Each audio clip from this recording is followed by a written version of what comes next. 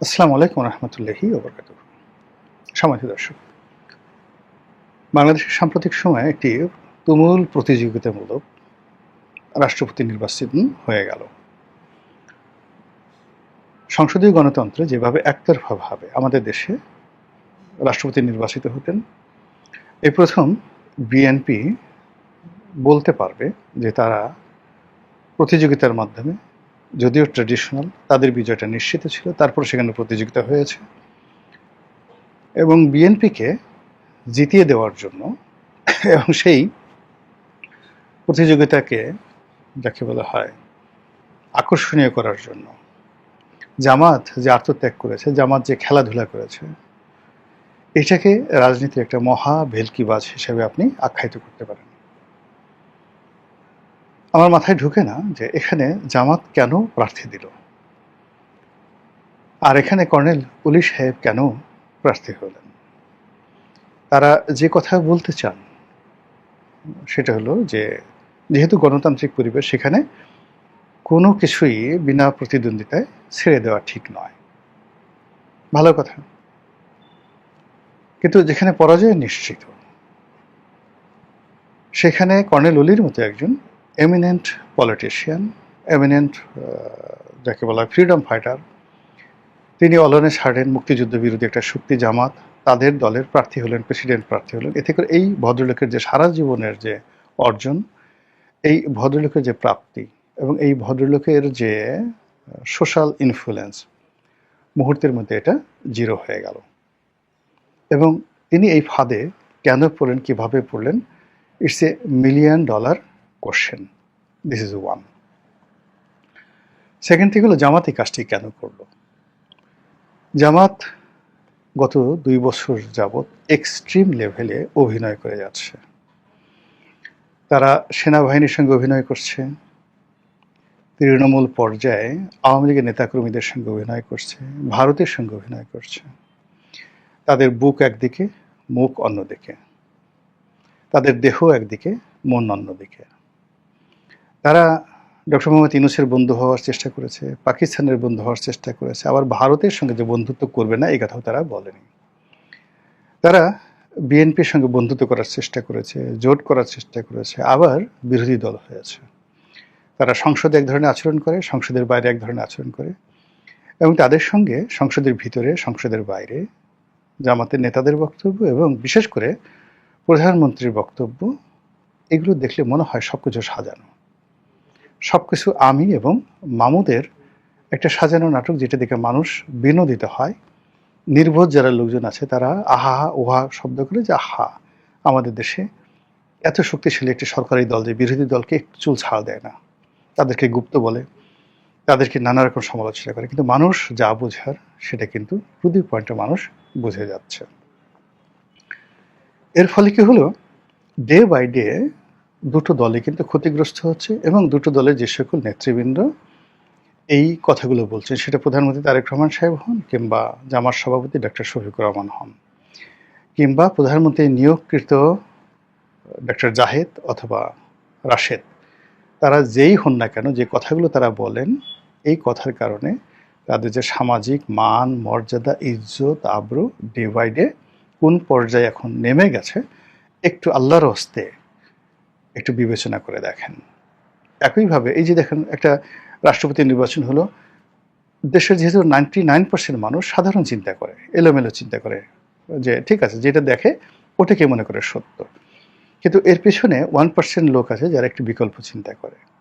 তো যখন ঘটনা ঘটে 99% লোক চিন্তা করছে হ্যাঁ ঠিকই তো, কর্নেল ওলি জনতার প্রেসিডেন্ট, নির্বাচনে প্রতিদ্বন্দ্বিতা হওয়া দরকার, আমরা কেন বিনা যুদ্ধে নাই ছাড়িব, মানে সুচাগ্র মেদিনী, মেদিনী নামক রাষ্ট্রের একটা জনপদের একটা সুয়ের মাথায় যে পরিমাণ জায়গা দরকার, অতটুকু জায়গাও আমি যুদ্ধ ছাড়া ছাড়ব না। এই জিনিসগুলো কবিতাতে ভালো শোনায়, কিন্তু বাস্তবে কি হচ্ছে? বাস্তবে সরকার নিজেদেরকে অতি প্রাকৃত, অতি আধুনিক, ওভার স্মার্ট, অতি গণতান্ত্রিক, অতি মহৎ, অতি দয়ালু, এই জিনিসগুলো প্রমাণ করার জন্য চেষ্টা করছেন উইদাউট এনি জব। শুধুমাত্র অঙ্গভঙ্গি, শুধুমাত্র কথা এবং কিছু যাকে বলা হয় ন্যারেটিভ, বক্তব্য তৈরি করে এই মহত্ব তারা দেখানোর চেষ্টা করছে। সেটা গোলাপি বাস থেকে শুরু করে 100 টাকার খাবার, 100 টাকার খাবার থেকে খাল কাটা থেকে শুরু করে রাস্তার মধ্যে গাড়ি থামিয়ে প্রধানমন্ত্রী ময়লা আবর্জনা নিজ চোখ দ্বারা তিনি দর্শন করছেন। আবার এই জন্য মানে প্রশাসক পদে নিযুক্ত যারা লোকজন রয়েছেন তাদেরকে তিনি ধমকাচ্ছেন। এই বিষয়গুলো বেসিক্যালি আমাদের কোনো মৌলিক পরিবর্তন আসছে না, সাময়িকভাবে মানুষের মধ্যে ওই যে 99% মানুষ তারা আমার কাছে না বেচাতে চেষ্টা করছে, কিন্তু দুদিন পরে যখন দেখা যাচ্ছে যে ময়লা প্রধানমন্ত্রী দেখে যাওয়ার পরে কমে নাই বরং বেড়ে যাচ্ছে, স্বরাষ্ট্রমন্ত্রী হুমকি দেওয়ার পরে সন্ত্রাস বেড়ে যাচ্ছে, তখন বলছে যে না, আমাদের আর এই অভিনয় ভালো লাগে না, আমরা অসুস্থ হয়ে পড়ছি।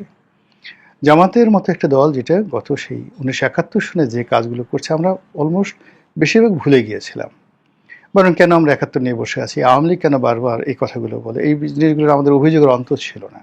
কিন্তু গত 2 বছরে জামাত যে কর্মকাণ্ডগুলো করেছে সেই কর্মকাণ্ডের ফলে আবার সেই 1971 সন ফিরে এসেছে। আবার সেই ফ্যানাটিক যে শব্দটি, উগ্রবাদ যে শব্দটি, ধর্মীয় উগ্রবাদ যে শব্দটি, মৌলবাদ যে শব্দটি, সাম্প্রদায়িকতার যে বিষ বাষ্প, এই জিনিসগুলোর সঙ্গে জামাতের সংযোগ ঘটানোর চেষ্টা করছে ইসলামপন্থী অন্যান্য দলগুলো। এই গত 2 বছরে জামাতের সুযোগ ছিল তাদের সঙ্গে বন্ধুত্ব করার, এবং বন্ধুত্ব হয়ে গিয়েছিল। সেই বন্ধুত্ব অলনা ছাড়ের আবার বন্ধ হয়ে গেল। সেই বন্ধুত্ব এখন শত্রুতায় পরিণত হয়েছে, এবং সেই শত্রুতা ক্রমশ বাড়ছে। এবং এখানে অতি খেলতে গিয়ে, নাটক তৈরি করতে গিয়ে এমন কিছু ঘটনা ঘটানো হচ্ছে যেগুলো আলটিমেটলি জামাতের হাতেও থাকবে না, চরমনায়ের হাতেও থাকবে না, বিএনপির হাতেও থাকবে না। এগুলো মাঠে ময়দানে শুরু হয়ে যাবে। আপনি একটা নির্দিষ্ট মুখের কথা, বন্দুকের গুলি একবার ছেড়ে দিলে এটা ফিরিয়ে আনা যায় না। এখন এখানে মাঠকে উত্তেজিত করার জন্য দেশে একটা রাজনীতি, একটা ভাইব্রেন্ট রাজনীতি আছে, আওয়ামী লীগ নেই এই অভাব কেউ পূর্ণ করছে বোধ করছে না। সবাই 66% লোক তারেক রহমানকে ভালোবাসছে। জামাতের সভাপতিকে সবাই মনে করছে রিয়েলি সে একজন ইমানদার বান্দা, এবং তিনি দেশের একজন সত্যিকার অর্থে বিরোধী দলের নেতা, এরকম শক্তিশালী বিরোধী দলের নেতা, ইমানদার, একিনদার, নরম সরম, যাকে বলা হয় ইনসাফওয়ালা, এরকম বিরোধী দল আর নেই। কিন্তু যখন এর অভ্যন্তরীণ যে পলিটিক্সগুলো, এটা বের হবে টুডে টুমরো, জামাতের লোকই বের করে দেবে। আধুনিক প্রযুক্তি কোনো কিছু থাকবে না, হয়তো কোনো বৈঠকের ছবি, হয়তো কোনো বক্তব্য, হয়তো কোনো ঘটনা, হয়তো দেখা গেল কোনো দুর্ঘটনা, এই জিনিসগুলো বের হয়ে যাবে। ফলে কি হলো, দুটো রাজনৈতিক দলের যে অস্তিত্ব, সেই অস্তিত্ব নিয়ে টানাটানি হয়ে যাবে। ফলে কি হলো, এই যে একটা প্রেসিডেন্ট নির্বাচন হলো, এই প্রেসিডেন্ট নির্বাচনে আমরা দেখলাম যে জামাত তাদের প্রার্থী কর্নেল অলিকে নিয়ে দ্বিধার্সে তারা মুভমেন্ট করলো। তারপর মির্জা ফখরুল সাহেব যখন বিজয়ী হলেন, অমনি তারা দেখালো যে আমরা জাস্ট লাইক ওয়েস্টার্ন সোসাইটি, আমরা প্রতিযোগিতা করেছি, কিন্তু যিনি বিজয় হয়েছেন তাকে তো স্বাগত জানাতে হবে। কিন্তু স্বাগত জানানোর মধ্যে তারা যেভাবে চুমাচুমি করলেন, মির্জা ফখরুল রাজি ছিলেন না, তাকে জোর করে ধরে তার কপালে চুমা দিলেন। এই চারটিখানি কথা নাকি, কপালে চুমা দিলেন জোরে। এই বয়স্ক মানুষ, 80 বছর বয়স্ক একজন মানুষকে ধরে তার কপালে চুমু দিলেন, যেভাবে তাকে বুকের মধ্যে জামাতের নেতারা জড়িয়ে ধরলেন। মির্জা ফখরুল সাহেব ছাড়াতে চাচ্ছেন, আশেপাশে বিএনপির লোকজন বিরক্ত হচ্ছে, কিন্তু জামাতের লোক ছাড়বে না। আপনি যদি এই পীড়িত দেখাবেন, এই চুমো দিবেন, এই কুলাকুলি করবেন, আপনি কেন কর্নেল অলির মতো একটা লোককে নামালেন? আপনার যদি অভিনয় করতে ইচ্ছে করতো, আপনি জামাতের একজন বয়স্ক প্রবীণ লোককে বানাতেন। কিন্তু এই যে দেখেন, একটা মুক্তিযুদ্ধকে কলুষিত করার জন্য, একটি মুক্তিযুদ্ধের কিংবদন্তিকে যাকে বলা হয় জামাতের মাধ্যমে কলঙ্কিত করার জন্য এখানে কেবলমাত্র কর্নেল অলিকে বলি দেওয়া হলো না, একটা ইতিহাসকে, একটা আদর্শকে, একটা সেন্টিমেন্টকে।